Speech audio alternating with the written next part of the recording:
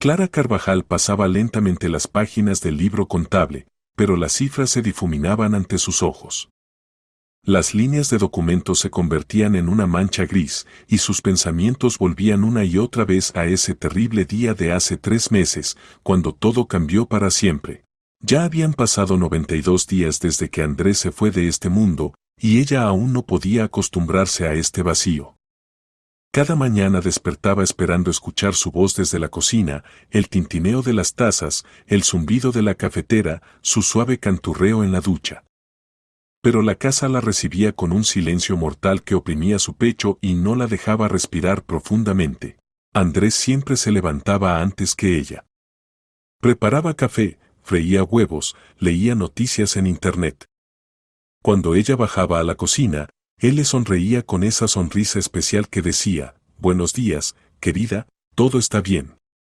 Ahora la cocina la recibía con una estufa fría y vajilla dejada sobre la mesa, que no encontraba fuerzas para guardar en los armarios.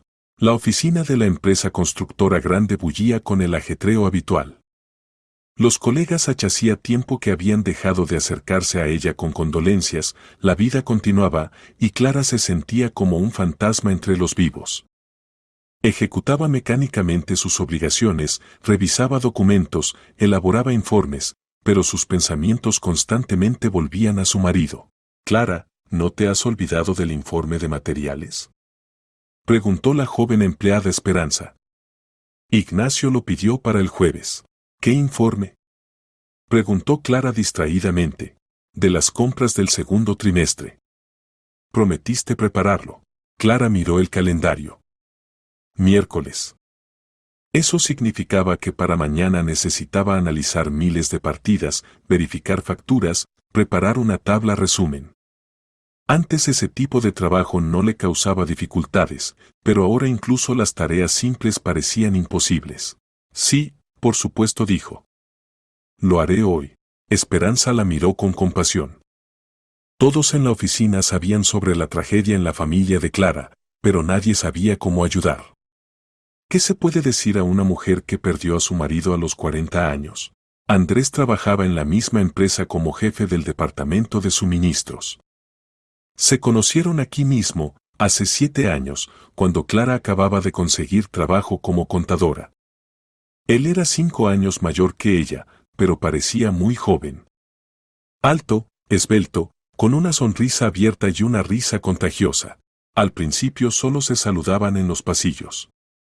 Luego él comenzó a pasar por contabilidad por asuntos laborales, se quedaba junto a su escritorio más tiempo del necesario, contaba historias divertidas.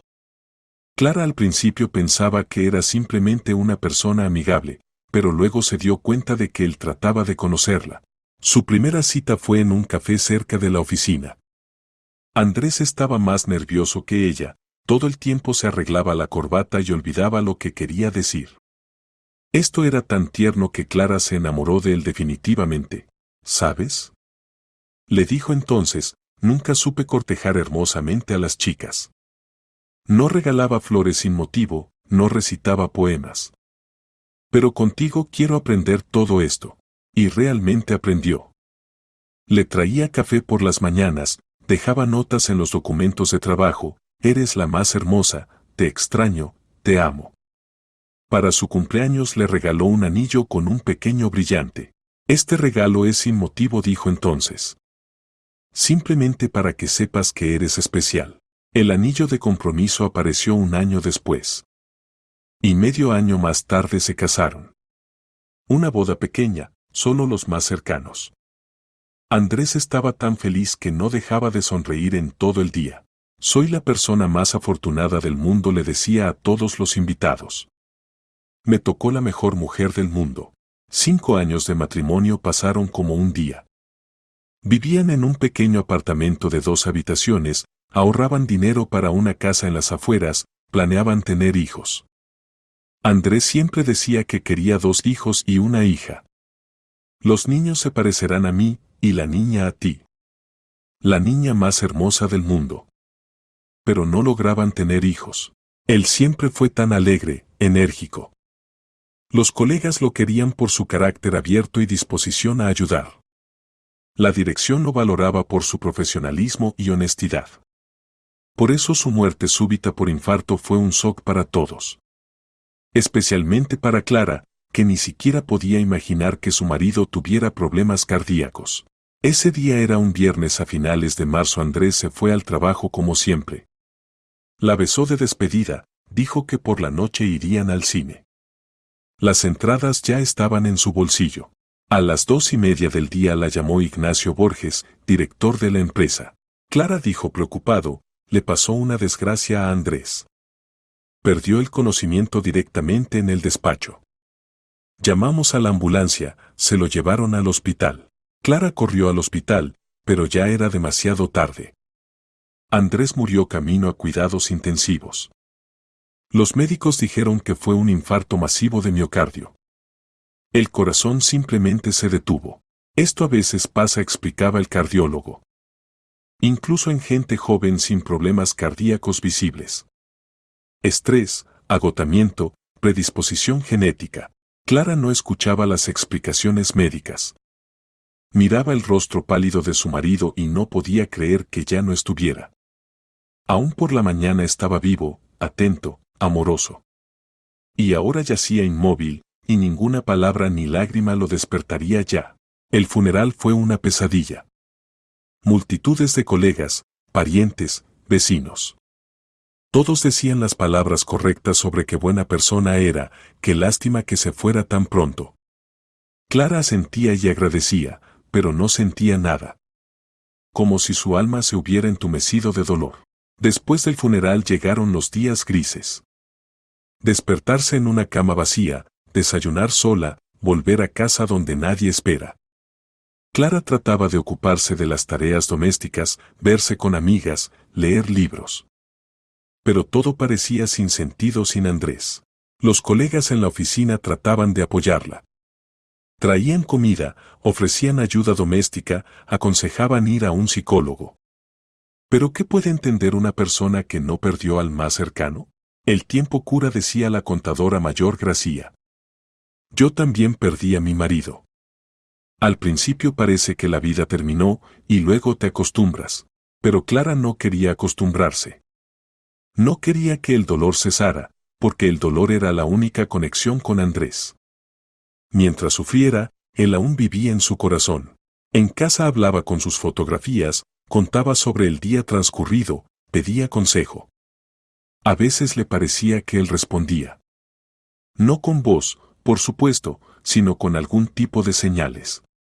Un pájaro que se posaba en el alféizar, su canción favorita en la radio, una nota suya encontrada casualmente en un libro viejo. Clarita, no te olvides de comprar leche. Te amo. Andrés. Tales notas él le dejaba a menudo en diferentes lugares. Pequeños recordatorios de su amor. Clara la llamó la secretaria. Ana, ¿tienes visitantes? Clara levantó la cabeza y vio a dos hombres en trajes caros. Entraron en su despacho sin tocar, y algo en su manera de comportarse la alarmó inmediatamente. Se movían demasiado seguros, examinaban demasiado atentamente el ambiente. ¿Usted es Clara Carvajal?, preguntó el mayor de ellos, un hombre corpulento con mirada pesada y tatuaje en el cuello. Sí, ¿y ustedes quiénes son? Somos representantes de la organización microfinanciera Dinero Rápido. Me llamo Diego Jiménez, este es mi colega Oliverio Torres. Necesitamos hablar con usted sobre la deuda de su difunto marido. Clara sintió cómo se enfrió por dentro. ¿Qué deuda? Andrés nunca tomaba crédito sin su conocimiento, siempre vivían dentro de sus posibilidades. Incluso tenían un pequeño ahorro para emergencias, 200.000 euros en una cuenta de ahorros. ¿Qué deuda? No sé nada de ninguna deuda. Jiménez sacó de una carpeta de cuero cara unos documentos y los puso sobre la mesa frente a Clara. Los papeles estaban oficialmente formulados, con sellos y firmas. Su esposo tomó en nuestra organización un préstamo de 2 millones de euros con garantía inmobiliaria. Aquí está el contrato con su firma. Por ley, las deudas del fallecido pasan a los herederos. Eso significa que ahora debe usted. Clara tomó los documentos con manos temblorosas. La firma se parecía a la letra de Andrés, pero algo en ella parecía extraño. Demasiado amplia, demasiado insegura. La fecha, 30 de marzo, una semana antes de su muerte. Esto es imposible, susurró. Andrés nunca tomó tales créditos. Me lo habría dicho. Discutíamos todos los asuntos financieros juntos. Quizás no quería preocuparla, dijo Torres con falsa solicitud, un hombre delgado con tic nervioso en la esquina del ojo. Los hombres a menudo ocultan a las esposas los problemas financieros. Consideran que deben resolver tales asuntos solos. Pero no teníamos ningún problema financiero. Objetó Clara. Vivíamos normalmente, planeábamos comprar una casa, ir de vacaciones a Turquía. Sin embargo, el hecho sigue siendo hecho, dijo duramente Jiménez. La deuda existe, y hay que pagarla. Con intereses y multas ya se acumularon 2.400.000 euros. Clara sintió como el mundo se derrumbaba a su alrededor. 2,5 millones de euros era una suma astronómica. Incluso si vendía el apartamento, no bastaría ni la mitad. ¿Y dónde conseguir el resto? No puedo pagar tal suma, dijo. No tengo ese dinero. Entonces nos veremos obligados a dirigirnos al tribunal, respondió fríamente Jiménez. En 1 mes o 2 los ejecutores judiciales embargarán su propiedad. Apartamento, coche, cuentas bancarias, todo irá para saldar la deuda. ¿Y si ni con eso basta? Entonces pagará el resto toda la vida. Cada mes cierta suma de su salario. Más la multa por demora. Clara se imaginó ese cuadro, toda la vida trabajar para una deuda ajena, nunca tener casa propia, pensar constantemente si habrá dinero suficiente para comida. Pero es mejor para todos si resolvemos este asunto pacíficamente, continuó Jiménez con tono más suave. Podemos ofrecerle pago a plazos, reestructuración de la deuda. Pero cada día de demora aumenta la suma. Deme tiempo para pensar, pidió Clara. Por supuesto. Pero no demasiado. Jiménez se levantó y se arregló la chaqueta. Volveremos en una semana por el primer pago. Al menos 500.000 para empezar. Como señal de buena voluntad. ¿Y dónde voy a conseguir $500.000? Ese es su problema.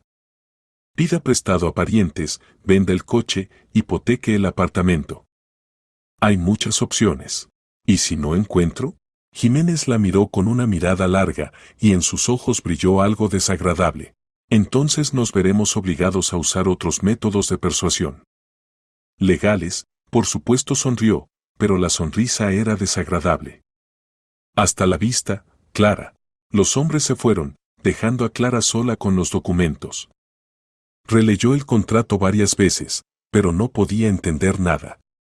¿Por qué Andrés tomó tal crédito? ¿Para qué necesitaba ese dinero? Y lo principal, ¿por qué no le contó? El resto del día laboral pasó como en niebla. Clara no podía concentrarse en nada, los pensamientos se confundían, en la cabeza sonaban las palabras de los cobradores. Trató de recordar si Andrés había dicho algo sobre dinero en las últimas semanas de vida, pero no se le ocurría nada. Los colegas notaban su estado, pero no se atrevían a acercarse. Solo Esperanza le trajo té y preguntó en voz baja: «Clara, ¿está todo bien?» «Estás muy pálida». «Todo bien», mintió Clara. «Solo estoy cansada». Pero todo estaba muy mal. Al dolor de la pérdida se sumaba ahora también la carga financiera que amenazaba con destruir toda su vida. Por la noche llegó a casa y se sentó largo rato en la cocina, donde tan a menudo ella y Andrés bebían té y discutían planes para el futuro. Ahora el futuro parecía sombrío y sin esperanza. Sacó del estante su álbum de boda y hojeó las fotografías. Aquí estaban jóvenes y felices el día de la boda. Aquí en la luna de miel en Málaga. Aquí en el cumpleaños de Andrés, hace 1 año. Él sonríe, la abraza, sin sospechar que le queda menos de 1 año de vida.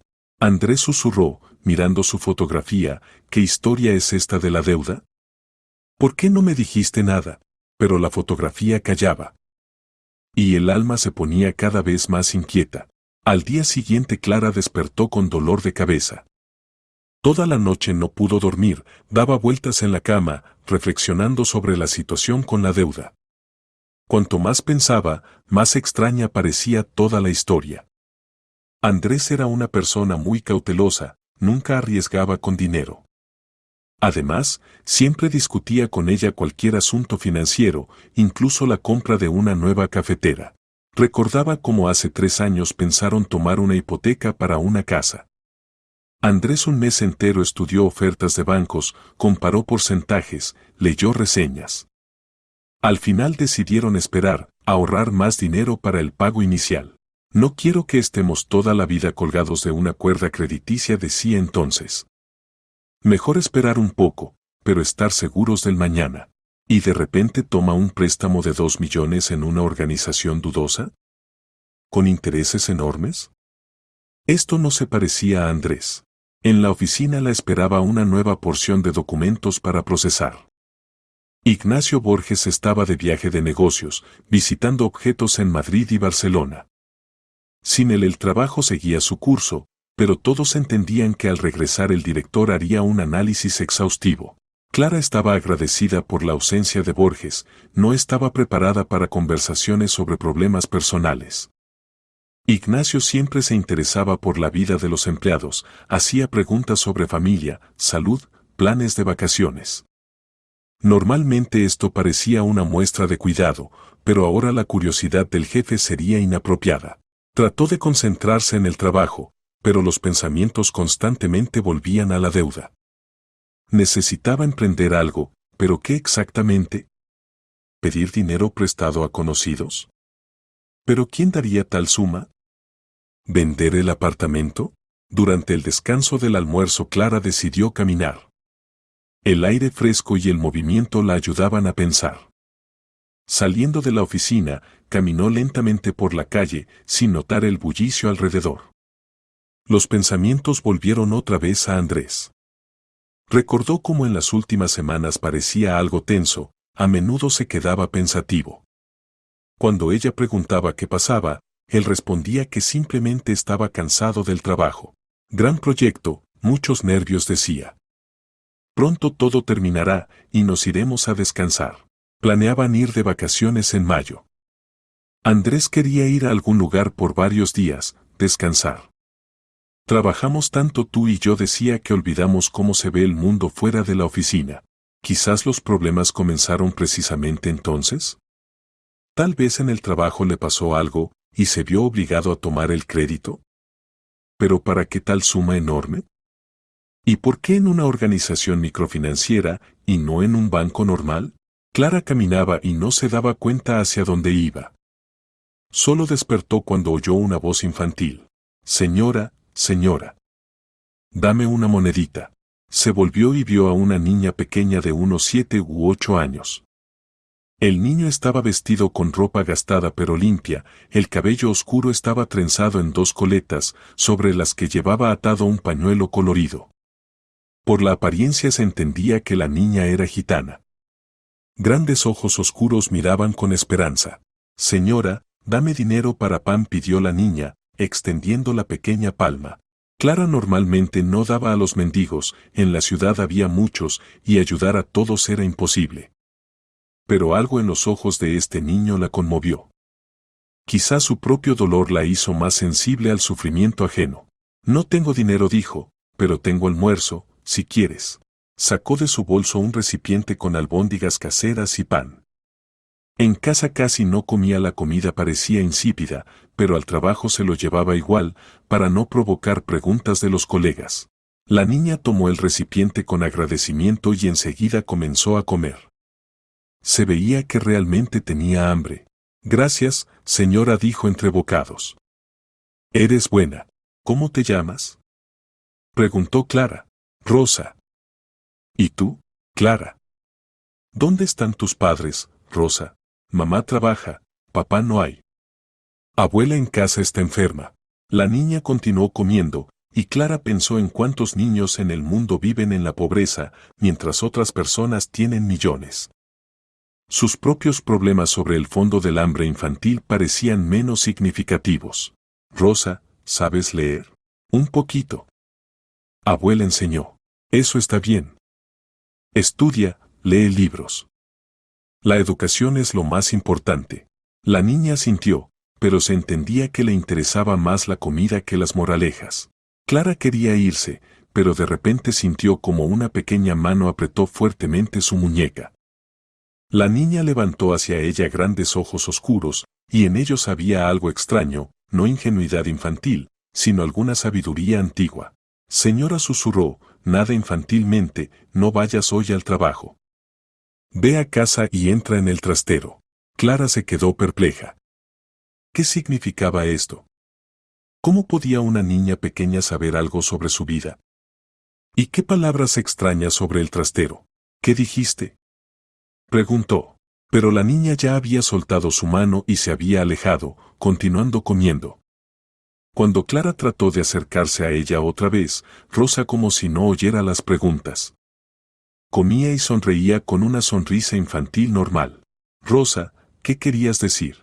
¿Qué, señora? Miró con sorpresa a la niña. Dijiste algo sobre el trastero. No recuerdo. Rosa se encogió de hombros.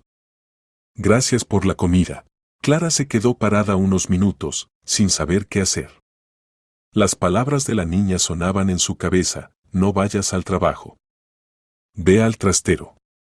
¡Qué tontería! Pero ¿por qué no podía sacar estas palabras de su cabeza? Quizás fue simplemente balbuceo infantil.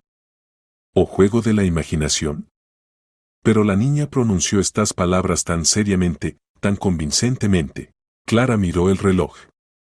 Hasta el final del descanso del almuerzo quedaba media hora más. Podía volver a la oficina y terminar el informe que debía estar listo para mañana.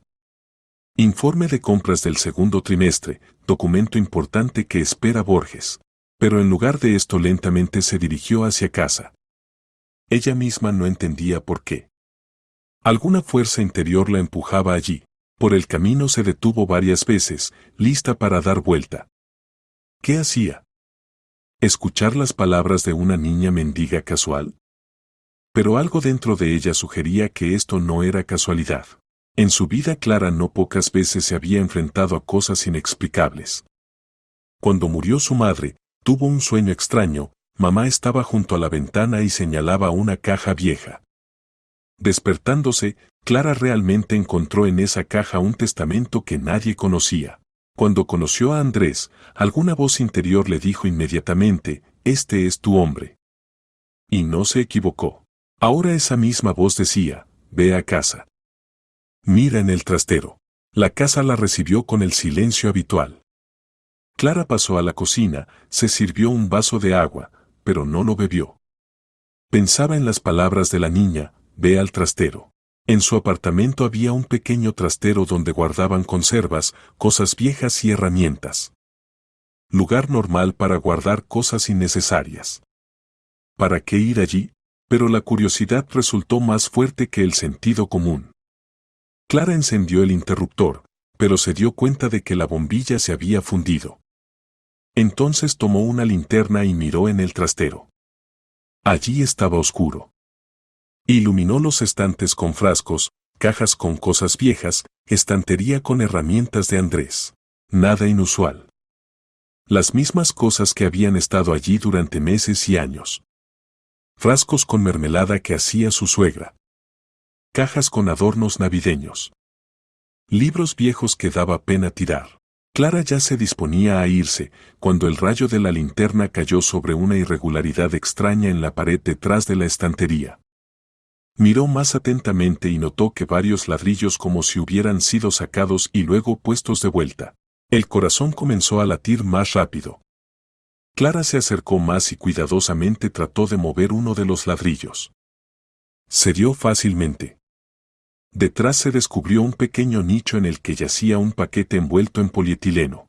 Dios mío, susurró. ¿Qué es esto? Las manos temblaban cuando sacaba el paquete. Era pesado, del tamaño de un libro grueso. Subiendo arriba, Clara cuidadosamente desenvolvió el polietileno.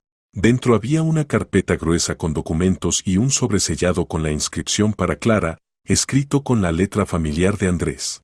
Miró largo rato el sobre, temiendo abrirlo. Fuera lo que fuera que estuviera escrito allí, esto cambiaría su vida. Lo sentía con toda el alma. Clara pasó a la sala y con manos temblorosas abrió el sobre. La letra era definitivamente de Andrés. Reconoció sus letras amplias, la inclinación característica de las líneas. Pero lo que más la impresionó fue la fecha de la carta. Estaba escrita el día de su muerte. Mi querida Clara, si lees esta carta, significa que me pasó algo. Perdóname por no poder contarte la verdad antes. Quería protegerte del peligro, pero ahora entiendo que solo pude retrasar lo inevitable. Hace varios meses me topé casualmente con documentos que prueban que nuestro director Ignacio Borges se apropia del dinero de la empresa. Falsifica informes, infla sumas en contratos con proveedores y la diferencia se la mete en su propio bolsillo. En los últimos 2 años robó más de 5 millones de euros. Al principio pensé que era un error. Pero luego comencé a investigar más profundo y entendí la escala del robo. Borges creó todo un esquema. Se ponía de acuerdo con proveedores sobre facturas infladas y luego ellos le devolvían la diferencia en efectivo. Parte del dinero lo transfería a cuentas de sus parientes, parte a cuentas offshore. Decidí reunir pruebas y entregarlas a los órganos de justicia. Pero Borges se enteró de mis planes. No sé cómo, quizás tenga informantes en la policía, o me siguió. Hace 3 semanas me llamó a su despacho. Dijo que sabía sobre mis investigaciones y que estaba jugando con fuego. Traté de comportarme tranquilamente, pero él me mostró fotografías, mías, pasando cerca de la fiscalía, tuyas, yendo al trabajo desde nuestra casa. Su esposa es hermosa, Andrés dijo. Sería lástima si le pasara algo. Entendí que no eran amenazas vacías. Borges estaba dispuesto a todo para protegerse. Me obligó a tomar un crédito en la organización microfinanciera por 2 millones de euros supuestamente para cubrir un faltante que él mismo creó, falsificando documentos. Dijo que si no hacía esto, me acusaría de robo, y a ti, Clara, no pude escribir qué exactamente prometió hacerte. Demasiado terrible incluso pensar en ello. Entendí que había caído en una trampa. Borges no iba a dejarme vivo. Sabía que tarde o temprano encontraría la manera de denunciarlo. Por eso tomé la decisión de irme de la vida yo mismo, pero de manera que pareciera muerte natural. Compré una medicina fuerte que causa infarto cardíaco. Los médicos no sospecharán nada extraño. La tomé esta mañana cuando desayunaba. Ahora siento como el corazón comienza a fallar el ritmo. Perdóname, querida. Sé que te causo dolor, pero no veía otra salida. No podía permitir que Borges te hiciera daño. Mejor morir yo mismo que permitir que nos mate a ambos. En la carpeta están todas las pruebas de sus crímenes. Copias de documentos, grabaciones de nuestras conversaciones, fotografías de facturas falsas. Grabé en dictáfono nuestra última conversación, donde abiertamente confiesa el robo y nos amenaza. Esto es suficiente para meterlo en prisión por muchos años. Sé que eres fuerte. Podrás llevar este asunto hasta el final. Borges debe responder por sus crímenes y tú debes recibir compensación por mis sufrimientos. Si te pasa algo, copias de todos los documentos están enviadas a mi correo electrónico. La contraseña es la fecha de nuestra boda. Te amo más que a la vida. Adiós, mi única. Andrés. Clara leyó la carta y sintió como el mundo se derrumbaba a su alrededor. Las manos temblaban tan fuerte que apenas podía sostener el papel. ¿Andrés se suicidó? ¿Tomó veneno para protegerla? Recordó ese desayuno matutino. Andrés estaba algo extraño, todo el tiempo la miraba, como si memorizara cada rasgo del rostro. Luego la abrazó largo rato antes de irse al trabajo. Ella pensó que simplemente estaba de buen humor, pero él se despedía de ella para siempre. Dios mío, Andrés, ¿qué hiciste? Susurró entre lágrimas. Podríamos habernos ido, mudarnos a otra ciudad. Pero entendía que él tenía razón. Gente como Borges no deja testigos. Tarde o temprano habría encontrado la manera de eliminarlos. Las lágrimas nublaban los ojos, pero Clara se obligó a tomar la carpeta con documentos. Si Andrés fue a tal sacrificio, Ella debe terminar lo que él comenzó. Se lo debe. Los documentos estaban sistematizados y numerados. Copias de contratos con proveedores, donde las sumas estaban corregidas. Fotografías de originales de documentos con precios reales. Impresiones de transferencias bancarias a cuentas personales de Borges y sus parientes. Grabaciones de conversaciones telefónicas en las que se ponía de acuerdo con proveedores sobre comisión. Especialmente impactantes fueron las fotografías. Andrés de alguna manera logró fotografiar a Borges cuando recibía dinero de los proveedores. En una carpeta aparte había recibos de Borges a los proveedores. Estaba tan seguro de sí mismo que no temía dejar pruebas escritas de sus crímenes. Pero lo más impactante fue la grabación de audio. Clara encendió el pequeño dictáfono que estaba en la carpeta. Andrés, está jugando con fuego, sonó la voz de Borges. ¿Piensa que no sé qué está recopilando comprometedor sobre mí? No sé de qué habla, respondía Andrés, pero su voz sonaba tensa. No se haga el tonto. Me dijeron que estuvo en la fiscalía. ¿Piensa que no tengo amigos allí? Tengo derecho a dirigirme a cualquier instancia. Tiene derecho. Pero piense en las consecuencias. Su esposa es hermosa, Andrés. Sería lástima si le pasara algo. ¿Qué quiere decir? Los accidentes pasan cada día. Se puede resbalar en el camino mojado, se puede caer bajo un coche, se puede asfixiar por fuga de gas. Cualquier cosa puede pasarle a una mujer descuidada. Clara escuchaba y se horrorizaba. Borges abiertamente amenazaba con matarla, y Andrés entendía que era impotente para proteger a su esposa. ¿Qué quiere de mí?, preguntó Andrés. Primero, olvide todo lo que vio. Segundo, tome un crédito de 2 millones de euros. Dirá que es para cubrir un faltante en su departamento. ¿Qué faltante? ¿Qué voy a crear ahora? Algunos documentos desaparecerán, algunas facturas serán cambiadas.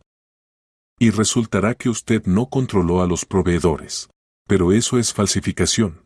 Por supuesto, falsificación. ¿Pero a quién van a creer, a usted o a mí? Yo soy el director de la empresa, y usted es un subordinado que robó. Si no hace lo que digo, en una semana estará en la cárcel, y su esposa. Bueno, entiende. La grabación se cortaba. Clara apagó el dictáfono y se cubrió el rostro con las manos. Ahora entendía por lo que tuvo que pasar Andrés.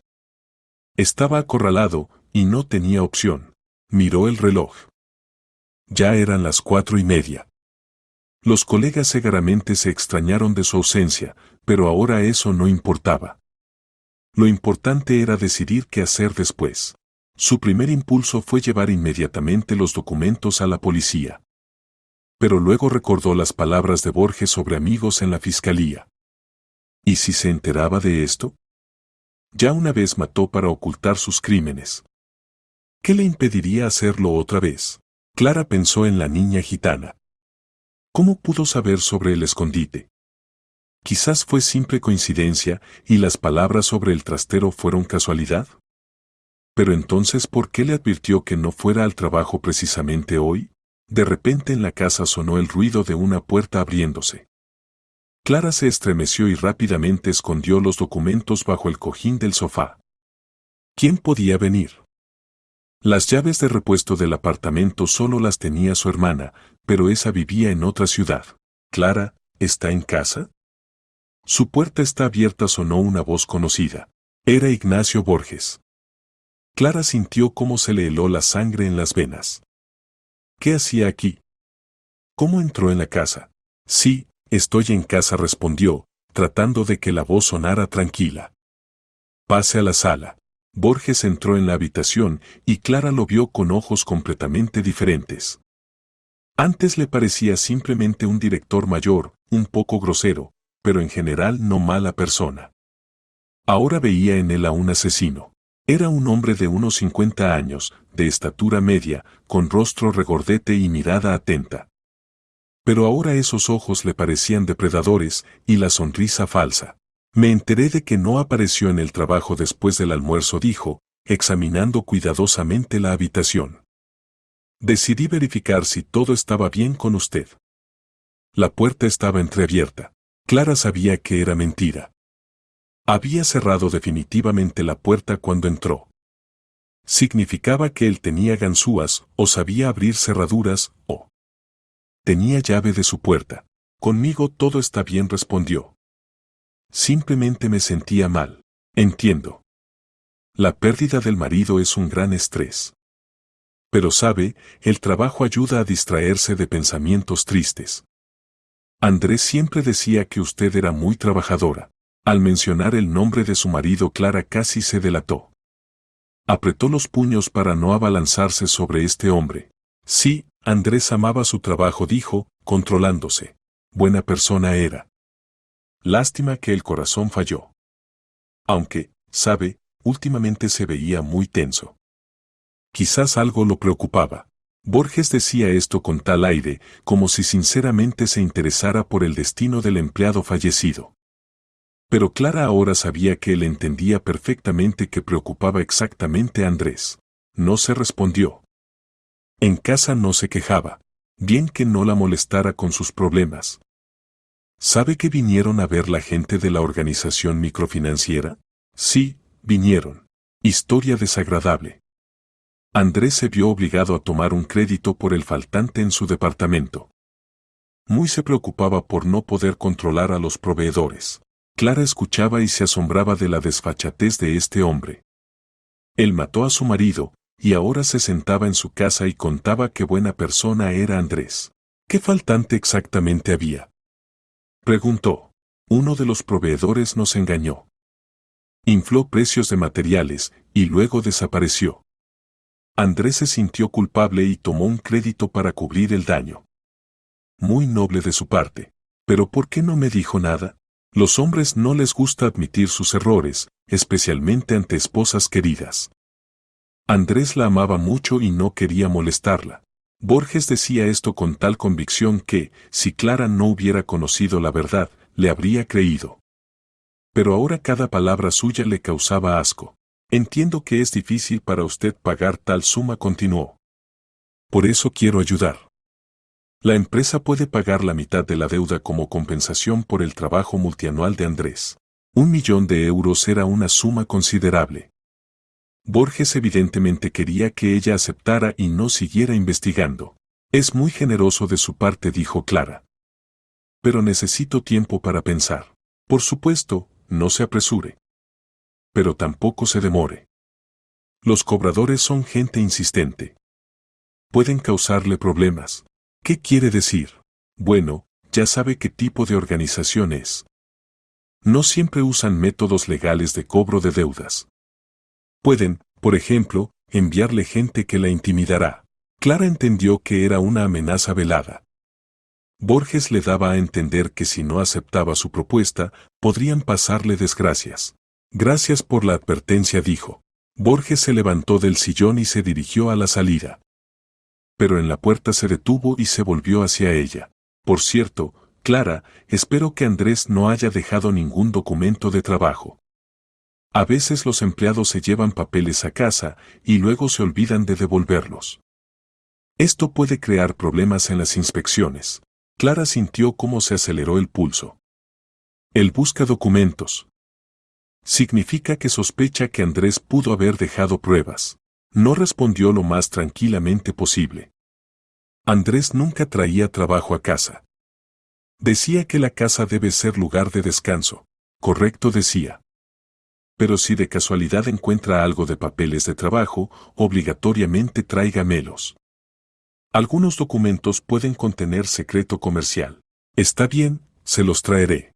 Excelente. Bueno, entonces hasta la vista. Cuídese.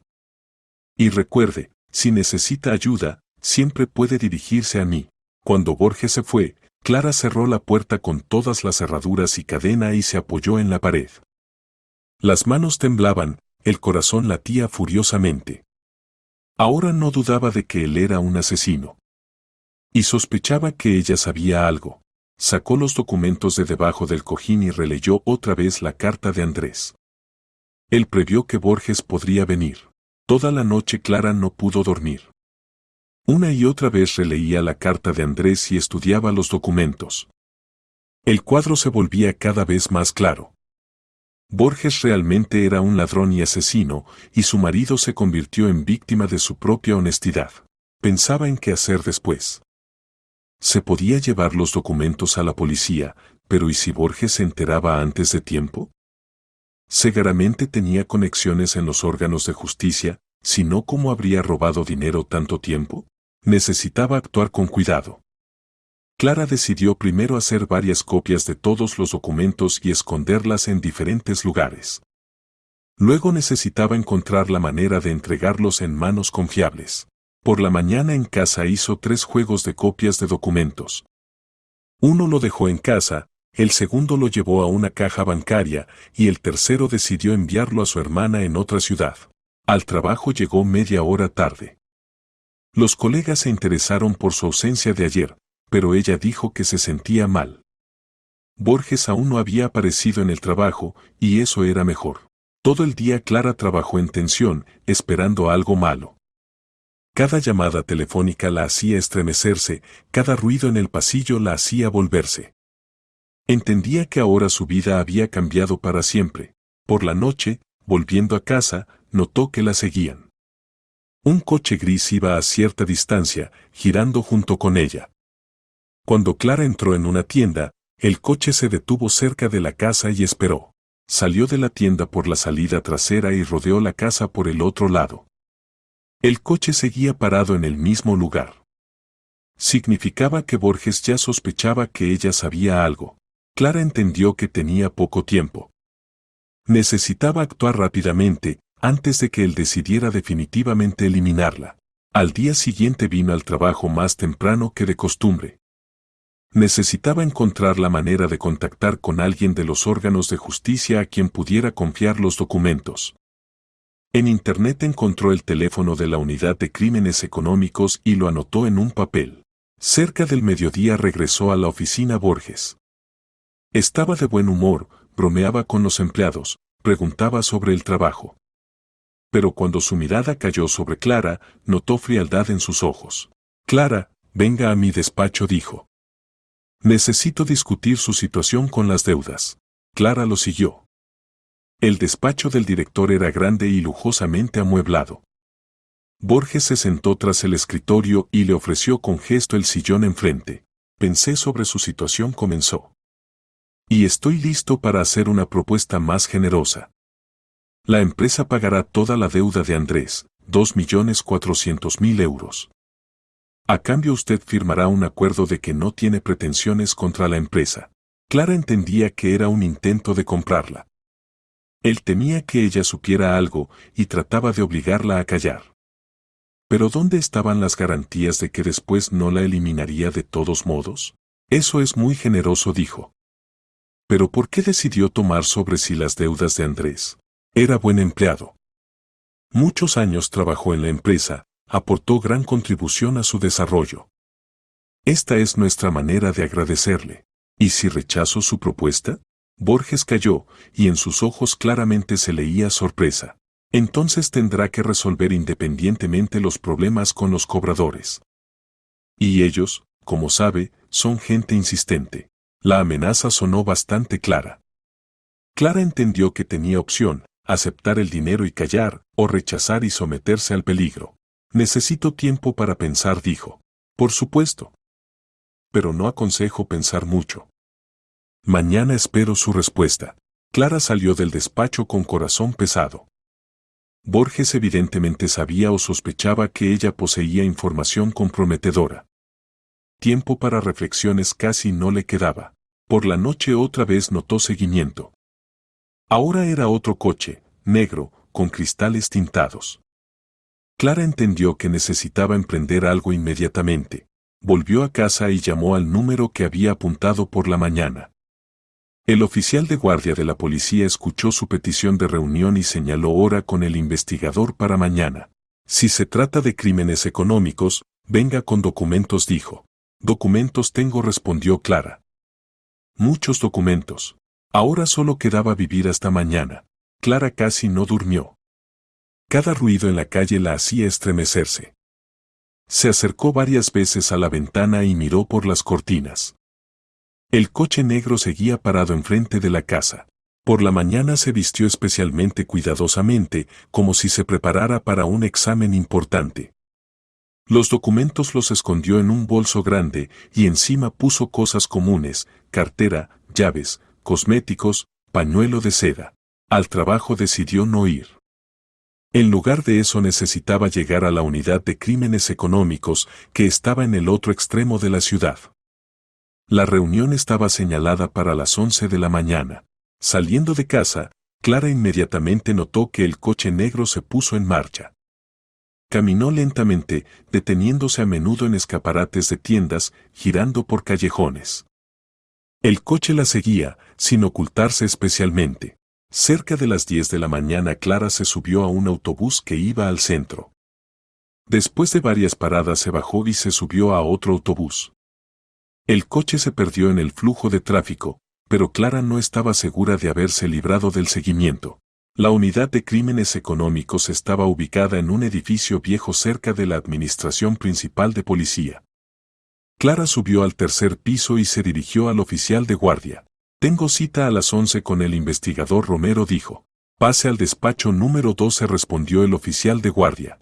Alejandro Romero resultó ser un hombre de unos 40 años, con rostro serio y mirada penetrante. Escuchó el breve relato de Clara y pidió ver los documentos. «Si esto es verdad, entonces tenemos ante nosotros un serio crimen económico», dijo, revisando la carpeta. «Pero necesito tiempo para estudiar todo atentamente». «¿Cuánto tiempo recopiló estas pruebas su marido?» «Alrededor de 1 mes y medio», respondió Clara. «Trabajo considerable. Se ve que era un profesional. Pero dígame, ¿por qué decidió dirigirse a nosotros solo ahora?» Clara le contó sobre la carta de su marido, sobre sus sospechas respecto a su muerte, sobre los intentos de Borges de sobornarla. «Entiendo», asintió Romero. «Pero debe entender que son acusaciones muy serias. Necesitaré verificar la autenticidad de estos documentos, interrogar testigos, realizar peritaje. ¿Cuánto tiempo llevará eso?» «Varias semanas, y quizás meses. Los crímenes económicos no se investigan rápidamente». Clara sintió decepción. Esperaba que arrestaran a Borges inmediatamente, pero resultó que la investigación apenas comenzaba. «¿Y qué hago yo todo este tiempo?», preguntó. «Borges sospecha que sé algo. Temo por mi seguridad». «Podemos ofrecerle protección», dijo Romero. «Pero para eso necesito abrir oficialmente caso penal».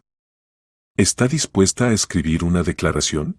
«Sí, por supuesto». Clara escribió una declaración detallada en la que expuso todos los hechos. Romero le aseguró que el caso sería examinado en orden prioritario. «Por ahora trate de evitar contactos directos con Borges», aconsejó. «Y si nota algo sospechoso, llámeme inmediatamente». Clara salió del edificio con sensación de alivio. Finalmente había hecho lo que debía hacer. Ahora el asunto estaba en manos de profesionales. Pero la alegría resultó prematura. Cerca de la entrada al metro la esperaban 2 hombres en chaquetas de cuero. Reconoció a uno de ellos, era Torres, que había venido a verla con la exigencia de pagar la deuda. Clara se dirigió a ella. «Necesitamos hablar».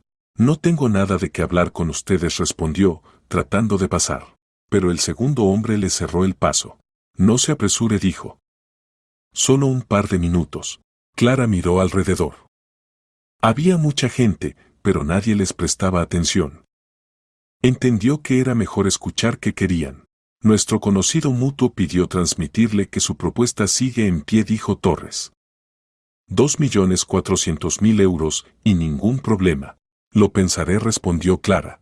«No aconsejamos pensar mucho. El tiempo es caro». Los hombres se fueron, y Clara se quedó parada en la entrada del metro. Entendía que era una advertencia. Borges se enteró de que había ido a la policía. El camino a casa pareció interminable. Clara constantemente miraba atrás, pero no notaba a nadie sospechoso. Quizás decidieron no seguirla tan abiertamente. En casa cerró la puerta con todas las cerraduras y corrió las cortinas. Necesitaba esperar hasta que el investigador estudiara los documentos y abriera caso penal. Solo entonces estaría segura. Pero cerca de las 9 de la noche tocaron a la puerta. Clara miró por la mirilla y vio a Borges. Estaba solo, con flores en las manos. Clara, abra, dijo. Le traje flores y quiero hablar otra vez sobre nuestra propuesta. Clara guardó silencio, esperando que se fuera. Pero los timbrazos continuaron. Sé que está en casa, continuó Borges. El coche está en el patio. Abra, necesitamos hablar. Finalmente, Clara se decidió a abrir la puerta, pero no quitó la cadena. ¿Qué necesita?, preguntó. Hablar. ¿Puedo entrar? Mejor hablemos aquí.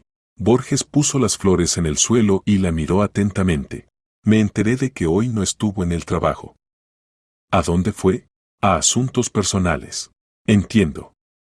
Pero sabe, me dijeron que la vieron cerca de la administración de policía. ¿Es verdad? Clara sintió cómo se aceleró el pulso. Significaba que realmente la habían seguido. No estoy obligada a rendirle cuentas sobre mis movimientos, dijo. Por supuesto, no está obligada. Pero espero que no esté haciendo nada de lo que luego se arrepienta. La amenaza sonó claramente.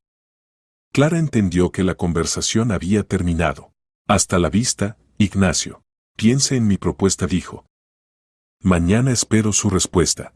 Cuando Borges se fue, Clara entendió que estaba en peligro mortal. Él sabía sobre su visita al investigador y evidentemente estaba listo para medidas extremas. Sacó el teléfono y marcó el número de Romero. Hola, soy Clara Carvajal. Vino a verme Borges. ¿Sabe que estuve con usted? Entiendo, respondió el investigador. Entonces necesitamos actuar más rápido. Mañana por la mañana venga a nosotros. La registraremos como testigo bajo protección. ¿Y hasta mañana qué hago? No salga de casa.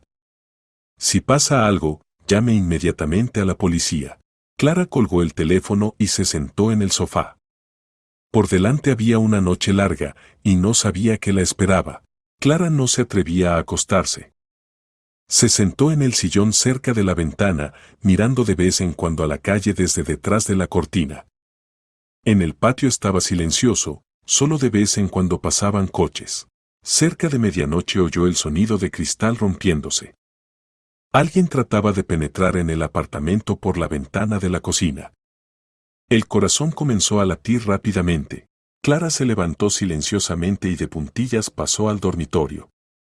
Allí se encerró desde adentro y marcó el número de la policía. Hola, este es el servicio de emergencia. Ladrones están entrando en mi casa, susurró. Dirección, calle Jardín, casa 23, apartamento 4. Sao la patrulla. No salga del refugio. En la casa se oían pasos.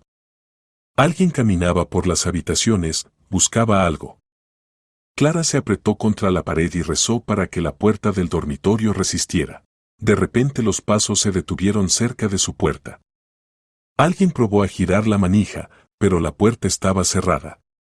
Luego se oyó un crujido. Alguien trataba de romper la puerta. Clara cerró los ojos y se preparó para lo peor. Pero en ese momento en la calle sonaron sirenas. Los pasos en el apartamento cesaron, se oyó ruido, alguien huía por la ventana. La policía llegó en 5 minutos. Clara con manos temblorosas abrió la puerta del dormitorio. Había alguien aquí, dijo al sargento. Trataban de romper la puerta. Los policías inspeccionaron alrededor. En la cocina estaba rota la ventana, en el suelo yacían fragmentos de cristal. En la sala todo estaba revuelto, los ladrones evidentemente buscaban algo. ¿Qué podrían haber robado?, preguntó el sargento. No sé. No hay dinero en casa, joyas tampoco. Posiblemente fueron vagabundos o drogodependientes. A menudo buscan algo para vender. Clara no contó a los policías sobre sus problemas con Borges. Entendía que de todos modos no le creerían sin pruebas. Cuando se fue la policía, Clara no sabía qué hacer. Quedarse en casa era peligroso, pero tampoco tenía a dónde ir. No tenía amigos cercanos en los que pudiera quedarse por la noche. Recogió las cosas más necesarias en un bolso y decidió pasar el resto de la noche en la estación. Allí había mucha gente y relativamente seguro. Saliendo de casa, inmediatamente vio que en la calle no había nadie. Solo al final de la manzana parpadeaba una farola. Clara rápidamente se dirigió a la parada de autobús, constantemente mirando atrás. De repente desde la esquina salieron dos hombres en ropa oscura. Clara reconoció a uno de ellos, era Jiménez, que había venido a verla con la exigencia de pagar la deuda. ¿A dónde va tan tarde?, preguntó. No es asunto suyo, respondió Clara, tratando de pasar. Pero el segundo hombre le cerró el paso. Hoy no dio respuesta a la propuesta de nuestro conocido mutuo, dijo Jiménez. Eso no está bien. Dije que lo pensaría. El tiempo para pensar se acabó. Necesita decidir ahora mismo. Clara entendió que estaba en una trampa. Alrededor no había ni alma, gritar era inútil. Trató de sacar el teléfono, pero Jiménez le agarró la mano. No necesita molestar a nadie, dijo. Simplemente hablaremos. Suéltenme. Primero hablaremos. Los hombres la arrastraron hacia un coche parado cerca. Clara trataba de resistirse, pero las fuerzas eran desiguales. Unos segundos más, y la meterían en el coche. De repente desde la esquina saltó un pastor alemán grande y ladrando se lanzó sobre los atacantes. Tras el perro apareció un hombre mayor con correa en la mano. Bella, quieta, gritó. Pero el perro no obedecía. Gruñía a los hombres, apretándolos contra la pared. Jiménez trató de empujarla, pero la pastora enseñó los dientes y gruñó aún más fuerte. ¿Qué pasa aquí?, preguntó el dueño del perro. Estos hombres trataban de agarrarme y meterme en el coche, dijo Clara. El hombre mayor la miró atentamente, luego a los atacantes. Soy ex policía, dijo. Iván Sánchez. Si están haciendo daño a esta mujer, llamaré a la patrulla. Jiménez y su compañero se miraron. Se veía que no esperaban tal giro de los eventos. Simplemente hablábamos, dijo Jiménez. A nadie tocamos. Entonces vayan a hablar a otro lugar, respondió duramente Sánchez. Y la señora puede ir por sus asuntos. Los hombres se acercaron de mala gana al coche. Sánchez acompañó a Clara hasta la parada de autobús. Gracias, dijo. Me salvó la vida. ¿Qué gente era?, preguntó. Cobradores. Exigen dinero por deudas del marido difunto. Entiendo. Pero los cobradores no tienen derecho a usar la fuerza. Presente declaración contra ellos en la policía. Ya me dirigí a la policía por otro asunto. Pero temo que no me dejen en paz. Sánchez calló, acariciando a su pastora. Si quiere, puede quedarse en mi casa unos días, propuso. Vivo solo, hay lugar. Y Bella no dejará que nadie la ofenda. Clara aceptó la propuesta con gratitud. Iván resultó ser una persona buena y comprensiva. Toda la noche restante durmió en el sofá de su sala, y la enorme pastora yacía al lado, como guardia viva. Por la mañana durante el desayuno Sánchez le preguntó sobre la situación. Clara le contó toda la historia, sobre la muerte del marido, sobre las deudas, sobre los documentos que encontró. ¿Significa que sospecha que obligaron a su marido a suicidarse?, preguntó. Ahora estoy segura de ello. Escribió en la carta que temía por mi seguridad. Entonces necesita actuar rápidamente. Cuanto más tiempo calle, más peligroso será para usted. Iván se ofreció a acompañarla al investigador y esperar mientras ella formalizaba la protección. Clara aceptó con alivio. Alejandro Romero recibió a Clara en su despacho. Ya había estudiado parte de los documentos y estaba listo para una conversación seria. Los materiales que trajo causan fuerte impresión, dijo. Si todo se confirma, entonces tenemos ante nosotros un crimen de varios millones de euros. ¿Significa que abrirá caso penal? Sí. Pero necesito algunos días más para realizar verificaciones adicionales. Y mientras tanto la registraré como testigo bajo protección. Romero explicó que eso significaba custodia las 24 horas y traslado temporal a un lugar seguro. Clara aceptó todas las condiciones. Pero hay un problema, agregó el investigador. Necesitaré interrogar a Borges. Y eso significa que se enterará de las acusaciones. ¿Y qué pasará si trata de huir? No le daremos tal posibilidad. Tan pronto como tenga suficientes pruebas, Presentaré solicitud para su arresto. Clara pasó los siguientes 3 días en un apartamento especial bajo custodia. No podía salir a ningún lado ni contactar con nadie. El tiempo pasaba lentamente y cada vez se ponía más nerviosa. Al 4.º día llamó Romero. Tengo buenas noticias, dijo. La pericia confirmó la autenticidad de los documentos. Esta mañana arrestamos a Borges. Clara sintió alivio. Finalmente había triunfado la justicia. ¿Qué será de él? Ahora se encuentra en prisión preventiva. La acusación preliminar es estafa en proporciones especialmente grandes. Si se prueba la culpabilidad, le esperan hasta 10 años de privación de libertad. ¿Y qué pasa con los cobradores? Los arrestamos también. Resultó que no trabajaban para una organización microfinanciera, sino directamente para Borges. Él los contrató para obligarla a callar. En una semana Clara pudo volver a casa. La ventana de la cocina fue reemplazada, las cerraduras cambiadas. La casa volvió a ser segura. El juicio contra Borges comenzó 2 meses después. Clara fue la testigo principal de la acusación. Contó a los jueces cómo encontró los documentos, sobre los intentos de soborno, sobre el ataque nocturno. El defensor de Borges trataba de demostrar que los documentos eran falsos, y Clara se vengaba del exjefe por algunas ofensas personales. Pero la pericia era irrefutable. Especialmente fuerte impresión causó en el tribunal la carta de Andrés. En ella describía detalladamente cómo Borges lo obligaba a callar y lo forzaba a tomar el crédito.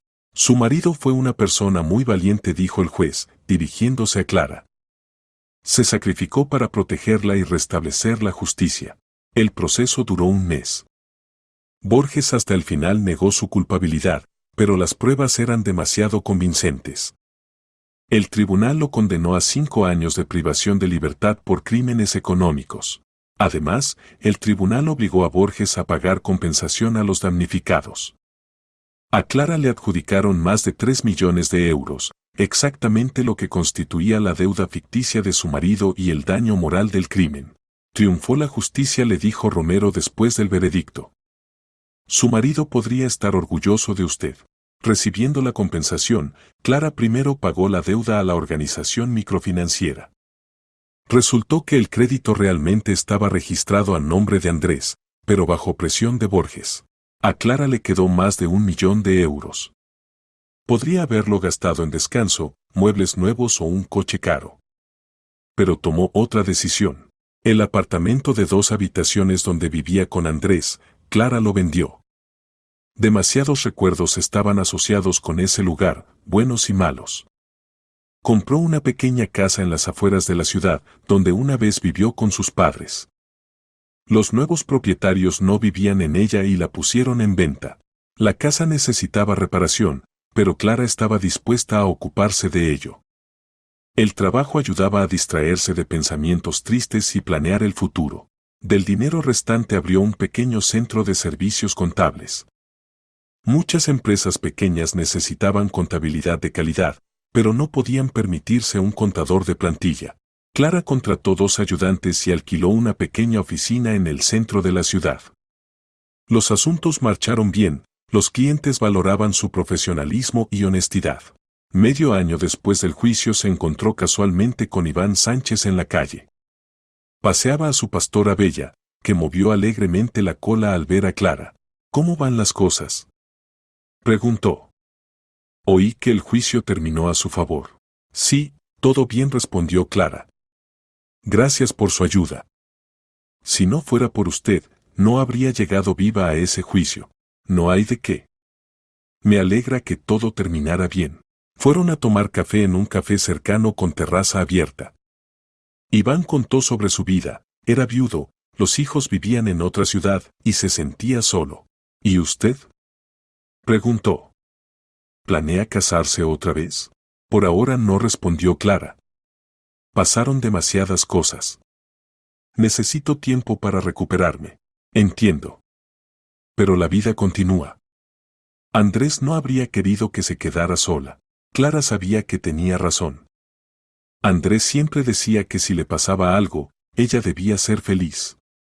Pero aún no estaba preparada para nuevas relaciones. El negocio prosperaba.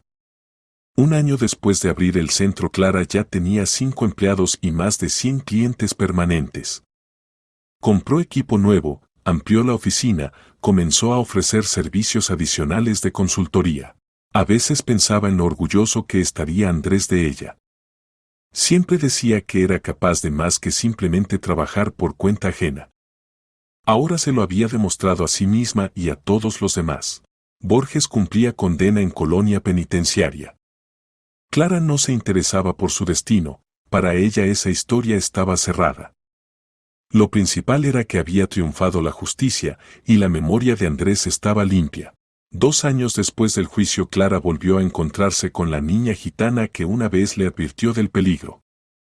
Estaba parada en el mismo lugar cerca de la oficina, pero ahora vestía mejor y se veía más saludable. ¿Me recuerdas?, preguntó Clara. La niña asintió y sonrió. ¿Escuchaste mi consejo? Sí. Gracias. Me salvaste la vida. Mi abuela decía que las personas buenas atraen el bien. Tú me diste de comer cuando tenía hambre. Clara sacó de su cartera varios billetes grandes y se los dio a la niña. Esto es para ti. Cómprate algo bueno. Gracias, señora. Sé feliz. La niña se fue corriendo, y Clara se quedó parada en la acera. Pensaba en lo extrañamente que se entrelazan los destinos de las personas. Un encuentro con una pequeña gitana cambió toda su vida. Ahora tenía un negocio exitoso, la casa de la infancia había vuelto a su propiedad, aparecieron amigos confiables. Aprendió a vivir sin Andrés, pero no lo olvidó.